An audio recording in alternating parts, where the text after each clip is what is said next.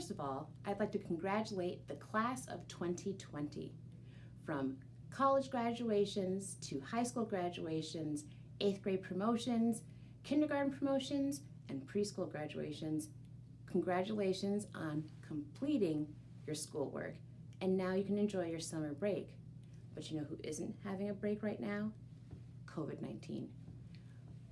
COVID-19 is not taking off the summer. We're still in a pandemic.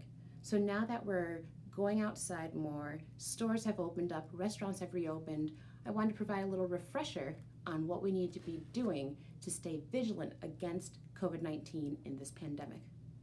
First off, as you recall, coronavirus is a respiratory virus. It affects your respiratory system, which is everything involved with breathing, from in through your nose and into your lungs. One way that it is spread primarily is through respiratory droplets. Droplets are usually made from speaking, and oftentimes if you cough or sneeze, those droplets can spew out to other people, for lack of better terms. When another person comes in contact with those droplets through either your mouth or your nose, that is how you can catch the virus from other people. But when you are infected with coronavirus, it's not that you start having illness symptoms right away. Usually it takes about 2 weeks for that virus to multiply in your body and get to a point where finally you don't feel very well, you're not doing too well, and you say, I think I'm sick. That 14-day period is when people are what we call asymptomatic, not having symptoms, but that's also a key time when someone can spread the virus to another person. This is why it's very important that if someone has been exposed to someone with COVID-19, they need to, as we call it, self-quarantine or self-isolate for 14 days. Because if you've been exposed to someone and you may have contracted the virus, you don't need to be going out and being around other people where you could be potentially spreading it to other people, making them sick without them knowing it until later. So when we want to protect ourselves from COVID-19, two of the biggest things we talk about are physical distancing and wearing face masks. The physical distancing of 6 feet is because droplets from our mouth can go as far as 6 feet, especially if you're sneezing or if you're coughing, you can spread droplets. For that reason, if you're more than 6 feet away from someone and someone's talking, or if they happen to cough or sneeze without covering their mouth, this way, none of those droplets will come in contact with you and potentially expose you to the virus.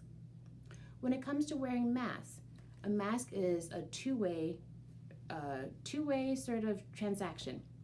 Wearing a mask covering your mouth and nose keeps you from spreading droplets to another person. When you wear a mask, it keeps yourself protected from someone's droplets getting to you. So you're also helping to prevent yourself from spreading anything to anyone else, but you're also protecting yourself from other people. The key to being protected while wearing a mask is wearing it properly. And I have some little help from my assistant today, Dr. Tetteh. So, as Dr. Tetteh will demonstrate, wearing your mask below your chin. This may be a new fashion statement, but it will not protect you from COVID-19. Wearing it just on your mouth, not enough. Those droplets can still enter through the mucosal surfaces of your nose. Not adequate. Wearing a mask on your nose and your mouth is going to be key, and sorry, gotta get Dr. Tetteh's nose, is key to protecting yourself from COVID-19. And as you see here, I pinched Dr. Tetteh's mask and Dr. Tetteh's set.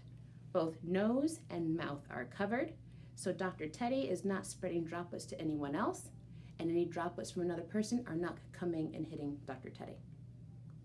So during the summer, continue to keep your guard up for COVID-19.